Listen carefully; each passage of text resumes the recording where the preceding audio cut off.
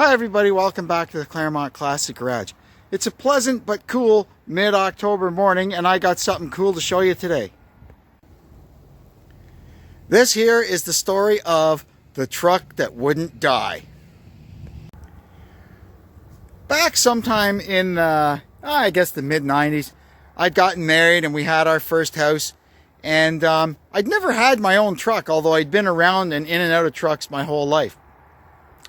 So a friend of mine had this truck and he wanted me to do some work on this 67 Dart that he had. I'll put a picture of the 67 Dart in here right now.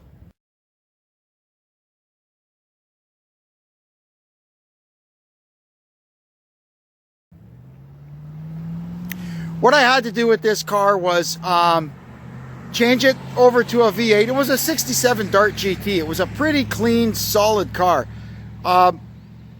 He wanted me to change it over to a V8, put an 8 3/4 rear end in it, and clean the body up and give it a garage paint job.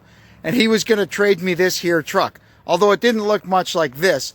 I'll put a picture of what it looked like when I ended up first getting it right here.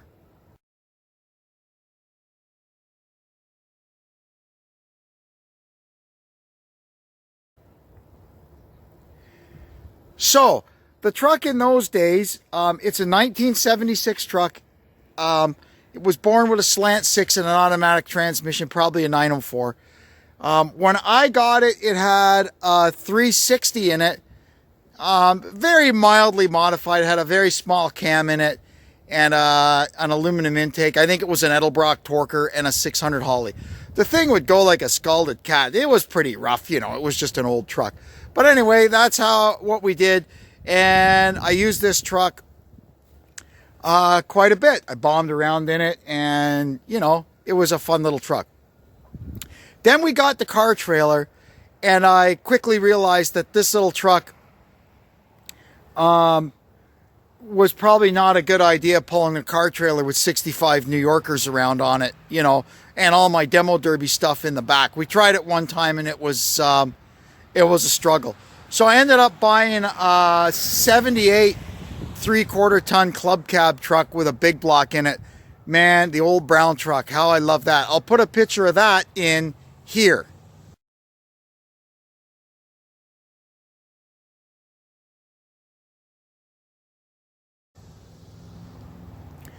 Anyway, fast forward a little while. This thing was still sitting in my driveway. And we had a 94 Shadow that was a couple of years old that we weren't really using that much anymore because our employment had kind of changed. We just moved around. We still worked at the TTC, but we'd moved around and we're back riding the public transit again. So I didn't really need a brand new car sitting there. So Deb's mom and dad at that time had moved up to Lindsay. Although her dad was still doing some consulting work for the TTC, and he was running back and forth to Toronto all the time. And he had his only car. He had a Dakota with a V8 and 391 gears in it. And it was eating him out of house and home. So he said he was going to get rid of it and get a little small car again. So I said, have I ever got a deal for you? I said, get rid of your Dakota and I will fix you up with this Dodge Shadow for driving back and forth. And this here little red truck, because you need a little red truck in the country, right? You need a small truck. You live in the country. You got to go get topsoil or grass seed. You need a truck. So that was worked out okay. So he ended up taking over this here little red truck. And he used it for quite a bit. And I mean, we patched it up and fixed it and patched it up and fixed it. And finally, what these are famous for is two things. The frame rots out where the gas tank is. It was thin on this one, but not totally rotted out. And they break at the left front where the steering box is. So it finally busted where the steering box is. So we sectioned a piece of another frame into it and it went for a little bit longer. But by that point, the cab was getting really bad. And he just said, you know what? I got to pull the plug on this thing. So I said, all right, leave it with me. We'll find some parts. I mean, in those days, we're talking in the 90s, 70s Dodge pickups were still quite common laying around. So I found him a cab. You can see it's got clearance lights on the top because the cab actually came from a dually.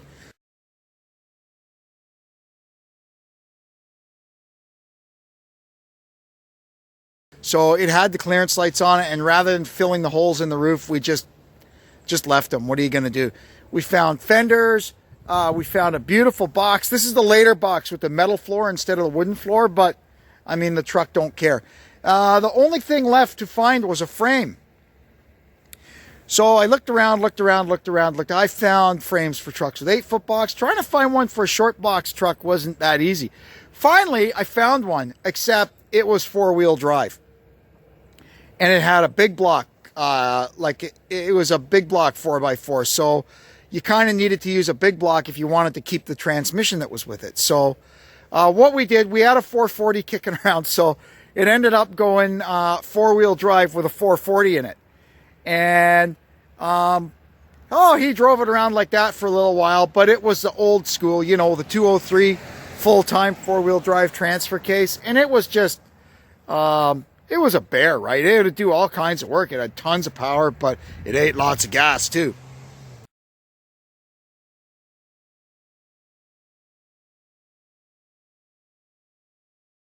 So he called me up one day and he said, look, man, I'm going to get rid of this here truck. It cost me $20 just to reach the end of my driveway and come back. It eats too much gas and I don't use it. I said, hang on. I said, you still live in the country. You still need a little truck. What are you going to do? I don't know. So anyway, what I did is I scrounged around in my personal stash of Dodge parts. I had an 85 or 86 short box 2-wheel drive pickup, a crawled underneath it. The frame was actually in really, really nice shape. I had a Chrysler Reman slant 6. The short box truck that I had was actually a slant 6 equipped truck. So it had a slant 6 727 and a rear end with a gear that suited a slant 6. So I sent him that truck up to his place. And the Reman slant 6 was in the back of it. And I said to him, I said, you know, the body on that truck was shot. So I said, just saw that body up. We'll take it to the scrap metal. And then you can clean up the frame, build it up, put the rebuilt engine on it. And when you're ready, we'll swap the body over onto it. Oh, well, that was a great project. He had all winter anyway. So he spent the whole winter and he got the frame already, got the Reman slant 6 put on it. And I guess the rest is history. I went up there one day and we switched the body over. We used an A-frame for the cab. We just rolled the windows down, put a sling through it, and lifted it straight up. And we used a cherry picker around the rad support. And we just lifted it straight up, rolled the chassis out from underneath it, rolled the new one under, dropped it back down, and then we did the same with the box. It was perfect. It only took us a couple of hours because he had everything ready. He had all the bolts out on this one. And I think, man, within a day or two, he was out driving it around again. So that's how it is now. It's back to actually how it left the factory, aside for the color. It was originally white. So it's back. It's got a 225 slant 6 torque flight transmission, although it's got a 727. Now, I'm pretty sure this would have originally had a 904 in it. It had a 727 because the truck we got it out of was a fleet truck. It was an Ontario Hydro old fleet truck, and they put them together pretty heavy duty. And it's got an 8 1/4 rear end with I guess 323 gear. It might be a 355, but I kind of think it's a 323. Anyway, and now that they've moved back into town and he had nowhere to keep it, so he graciously gave me my truck back. It's not too many times in life you get a chance to get back one of your very first vehicles. And this was not my first car, but it was my first truck. And I'm so happy to have it back. So let's give a little tour of it. Oh, incidentally, a couple of years ago, he took it to town and I'll embarrass him by telling this story. He was driving home and the fan belt came off. And he was close to home anyway, so he figured the old slant 6 would make it. But the slant 6 didn't make it. He ended up turning the cylinder head into a banana and melting one of the pistons. Yeah, you think she got a little hot? I'd say she got a little hot. So anyway, lucky for us, my friend Nick from the Real Guy Garage I will leave you a link to his excellent channel in the description box below. He happened to have a hydraulic lifter, slant 6. This would have originally had a solid lifter, slant 6, but that's okay. Nothing wrong with the hydraulic ones. He had this good hydraulic lifter, slant 6, kind of laying in his garage. So we came to terms, and it ended up in here. And this engine runs like a top.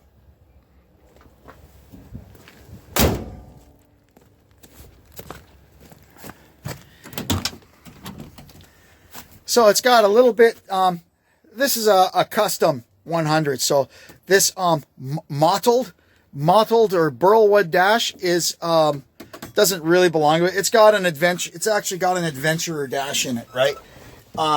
This custom 100 would not have had the wood grain in there. It would have just been black, and it wouldn't have had the mottled burlwood dash. But anyway, it is what it is. We kind of put things together from the parts we have at the time. And somewhere along the line, it got power windows added to it, and they work pretty well. Aside from that, she's pretty much just a stock little truck. And any of you guys mucking around with these little step-side Dodges, you'll find that a back bumper from a second-gen Ram goes on them quite nicely. That's what's on the back of this. And you'll also find, if you can't find one of those, a bumper from an M-body. That's a Chrysler 5th Avenue or a LeBaron. Goes on them quite nicely.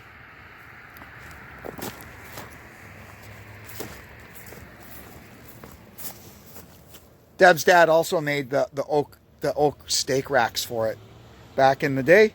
It's got a set of Mopar police wheels on it with some 1968 Dodge hubcaps on it. And those running boards actually were on this truck when I first got it back in the 90s, and they still seem to be on it. So what do you say we fire this thing up and take it for a ride? It's also got the newer style mirrors on it. Again, they were on it when I got it way back when, and they're still on it today. It was a darker red, I think, when I first got it, and it ended up this red. You can see on the floor here some remnants from the old days when it was four-wheel drive. That's where the shifter for the transfer case used to come up through.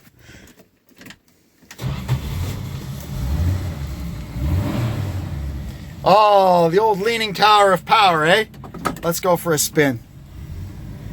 So I'm going to do, I'll probably leave the slant 6 in it, even though I still actually have the Rompin' Stompin' 360 and everything that was in this back when I got it, but slant 6 is kind of novel, right?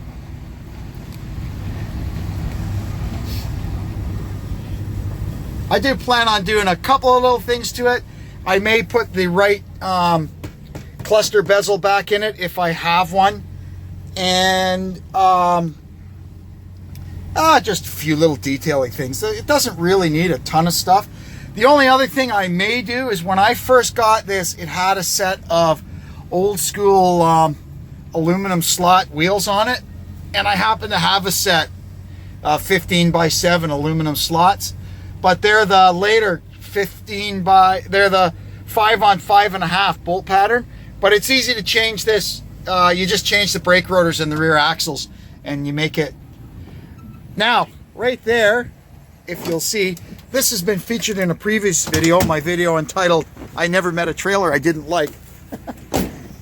But this here is actually the back end of the original truck. That's the box and what's left of the frame of this truck from when I first got it all those years ago. Pretty cool, eh? So I still got a good part of my first truck. I've got the back end of it and the engine. Other thing I have to do is I got to get under the hood of this thing and go over the engine and make sure it's tuned up good, because since we put the engine in it, we never really tuned it up or nothing. We put the distributor in and said, looks right there, and just stuck the carburetor on it, hooked everything up, and we turned the key and it started. So there's been no tuning or tweaking or anything on it so far, so we'll get that all done. I want to go over it, just check it over. It's been laid up for a couple of years, this truck has, so we got to make sure she's road ready. But I know Deb's dad, it's got all new shocks on it, the brakes are all done, so we'll just check it over, because it does have to go in because it's going to get switched into my name and it has to have a safety inspection done. So we got to make sure, you know, all the lights work and the parking brake and all that stuff. So next video, I'll have the garage tidied up and we'll get it in there and start on that. So that's the story of the truck that wouldn't die. I hope you enjoyed it. This thing has been a part of my life for a very long time, and I'm glad that it still is. Anyway, if you haven't done so already, please, down below, hit the subscribe button and the bell for notifications. Leave a comment. I love reading them. And share this out with all your Mopar or pickup truck buddies. Until we meet again, this is Kevin checking out from the Claremont Classic Garage. Thanks, and so long.